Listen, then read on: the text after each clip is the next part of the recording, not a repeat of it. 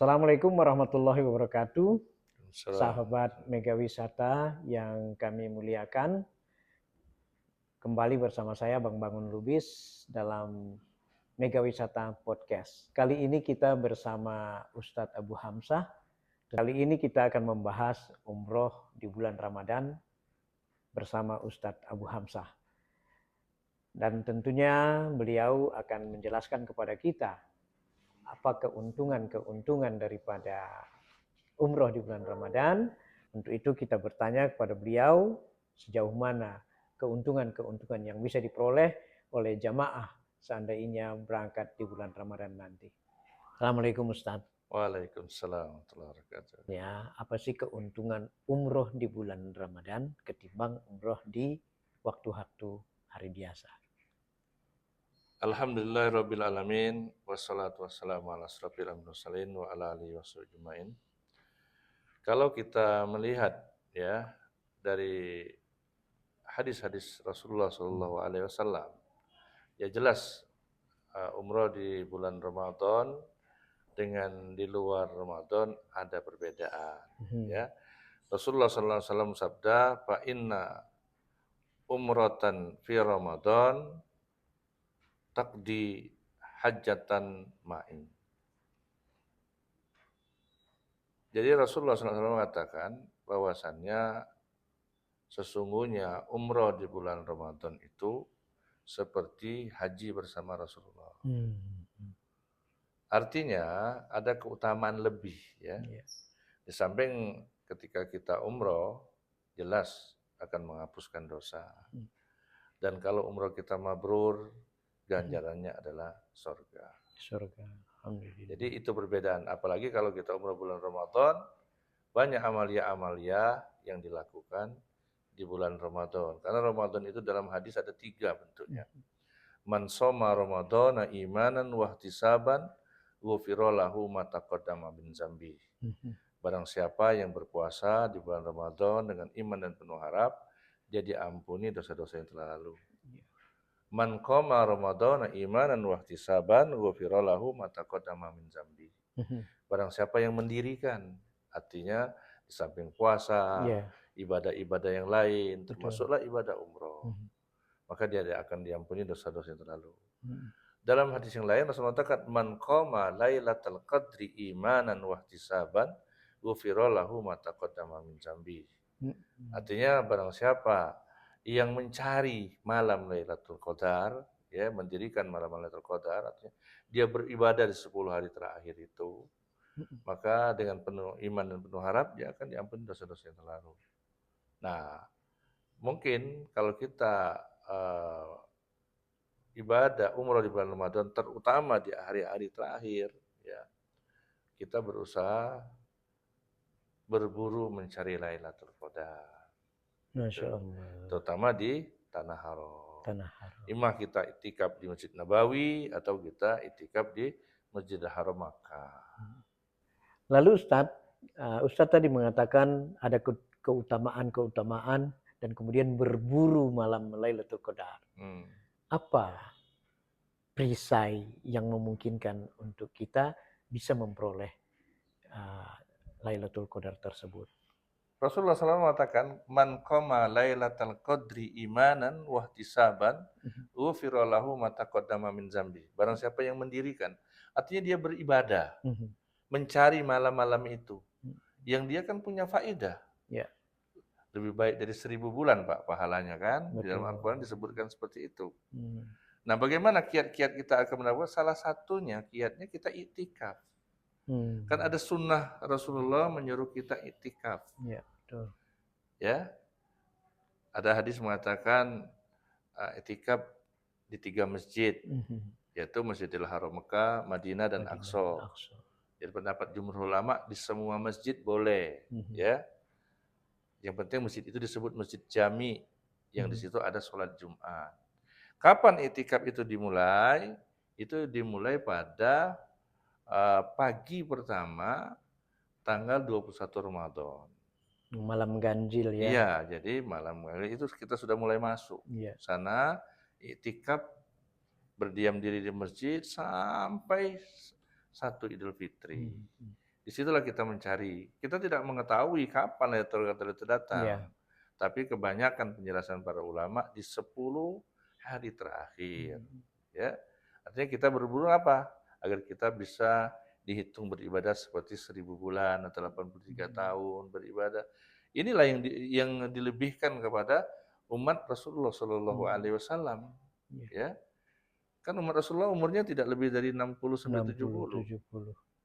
Ya, dibanding umat-umat terdahulu panjang umurnya. Iya, iya. Tapi kita bisa beribadah dengan ibadah yang panjang nilainya. Nilainya hampir sama dengan para Eh, ulama dulu ya, Para umat-umat terdahulu teman-teman terdahulu. Jadi kan artinya kita ada kelebihan di sana Mhm. umat Rasulullah Shallallahu Alaihi Wasallam. Mhm. Nah biasanya program itikaf kalau kita umroh biasanya itu ya diprogram oleh satu travel. Ya, Iya, iya. bisa jadi travel Mega Wisata punya program Ya, seperti itu. kemudian Ustadz sudah pernah dulu ya kalau tidak salah ya, lalu Hmm. kemudian gimana pengalamannya? Ya alhamdulillah kita sudah pernah itikaf ya membawa jemaah kan begitu. Ya memang ada nuansa khusus Mhm. rasanya dibanding kita itikaf di tanah air, Oh gitu iya, gitu iya. ya. Kita itikaf dimulai dengan umroh, kan Mhm. begitu. Ya jelas kalau umroh di bulan Ramadan kan seperti haji bersama Mhm. Rasulullah. Jadi apalagi kan untuk di Indonesia kan haji ini cukup lama antriannya. Jadi mungkin kita berusaha untuk mendapat pahalanya dulu, pahala Mhm. haji, Iya, seperti bersama Rasulullah Shallallahu Alaihi alaihi Wasallam. wasallam. Di situ kita bisa itikaf, bisa sholat berjamaah Mhm. ya bersama imam-imam di Masjidil Haram. Kalau Masya kita Allah, itikaf iya. di Masjidil Haram Makkah. Mhm. Nah, terasa di situ ada pemacu tersendiri untuk kita beribadah Mhm. seperti semangat membaca Quran, Mhm. ya, hiruk pikuk dunia seperti terlupakan. Seperti terlupakan, Iya, walaupun tak dilupakan. iya, Ada kita kualitas ada yang tinggi ya. kualitas. Setelah kita pagi, malamnya kita baca Quran, sholat malam, paginya kita melaksanakan tawaf sunnah. Mhm. Masya Dan Allah. rasa badan tuh biasa saja, Biasa Pak, saja gitu. ya. Ya memang kalau itikaf ini cukup ramai, Pak, ya. Mhm. Kita berpacu mencari tempat salah satunya. Mhm. Mhm. Mhm. Iya, iya, iya. Kalau terlambat sedikit ya sudah di luar kita. Sudah di luar. Nah, gitu. Jadi ini ada pemacunya seperti itu. Mhm. Ya kita akan mendapatkan yang paripurna kepengen kan begitu ya. Lalu kemudian Ustadz, tips-tips yang agar kita lebih nyaman, lebih tenang di dalam umroh di bulan Ramadan ini apa-apa saja. Lalu kemudian kan ada nanti itikaf. Jadi barangkali mungkin Ustadz memberikan wejangan kepada calon-calon yang memungkinkan untuk bisa ikut bersama Mega Wisata nantinya. Barangkali mungkin ada tips-tips tersebut. Ya, alhamdulillah ya. Kalau kita berbicara tentang itikaf, kalau kita lihat fenomena yang ada, Mhm. itikaf itu berbagai macam bentuk cara Ya. yang ditempuh orang. Yang jelas pertama kita harus mempersiapkan keuangan, ya. Mhm. Ya. Itu yang pertama, itu Ya. jelas. Yang kedua, kesehatan. Mhm. Karena itikaf ini butuh kesehatan, ya. Karena kita sedikit tidur, banyak baca Quran, Mhm. duduk mungkin tidak sesuai dengan yang kita Mhm. kehendaki, bisa bersender di dinding, Ya. kadang bisa tidak bersender di dinding. Ya. Nah, yang utama, pertama kita harus memilih itikaf yang bagaimana. Kalau dalam istilah travel ada namanya itikaf reguler, ya. Hmm. Reguler artinya semuanya itu dijamin oleh travel, Betul. baik penginapan, Penginapan. makan dan Mhm. lain sebagainya. Mhm. Ada juga yang banyak digunakan orang apa itikaf backpacker istilahnya. Ya, pergi Ya yang sendiri. penting berangkat, soal Mhm. makan mereka yang cari sendiri. Ya. Semuanya ada kelebihan dan ada kekurangan, Mhm. ya. Nah, kalau kita lihat kalau kita ingin tenang, maka carilah paket-paket yang reguler, Mhm. ya. Yang reguler artinya kata yang standar bintang 3, kemudian diurus jelas oleh travel, Mhm. memang biayanya ya sekitar 45 ke atas lah ya Ya. biasanya. Nah Mhm. itu sudah nyaman Ya. dan biasanya perhitungannya sekitar 16 hari, bahkan Mhm. 17 hari. Mhm. Nah, apalagi kalau misalnya seandainya travel itu mendahulukan itikaf baru ke Madinah misalnya. Mhm. Ya, misalnya mendekat-dekati tanggal 20 dia sudah berangkat langsung menuju Jeddah, langsung umroh, langsung itikaf. Mhm. Nanti setelah Idul Fitri baru dia ke Madinah. Itu Mhm. biasanya ada paket-paket seperti itu. Iya. Rata-rata kalau pesawat Garuda seperti itu biasanya. Iya. Garuda dia ke Jeddah biasanya. Tapi sebaiknya sebelumnya ya, Ustadz ya? Sebaiknya memang bagusnya langsung itikaf, langsung Hmm. mendekat itikaf. Kalau kita tujuannya itikafnya di Haram Di Mekah, Haram Mekah. ya. Di Haram Mekah ada juga yang dia umroh langsung dia itikafnya di Madinah, Mhm. mencari lebih sunyi, lebih tenang. Mhm. Kalau di Mekah ya agak kurang tenangnya karena orang kan bercampur Rame, dengan umroh kan berjubel begitu ya. ya, bercampur dengan umroh. Jadi pertama begitu, tapi hati-hati memilih travel ya. Iya. Kadang ada yang katanya itikaf 10 hari dia berangkatnya di 25 Ramadan. Nah, itu sudah. Jadi itikaf itu harus dipahami, itikaf yang sesungguhnya itu dimulai dari tanggal 21 Ramadan. Mhm. Ya. Bisa jadi kita 9 hari, karena mungkin bisa jadi Ramadan itu 29 hari, bisa jadi 30 hari. Iya. Itu sesungguhnya seperti itu. Iya. Tidak keluar kecuali memenuhi hajat-hajat tertentu. Sebelum 21 artinya ya, Iya, Ustadz ya. ya kita sudah mulai masuk Mhm. harusnya.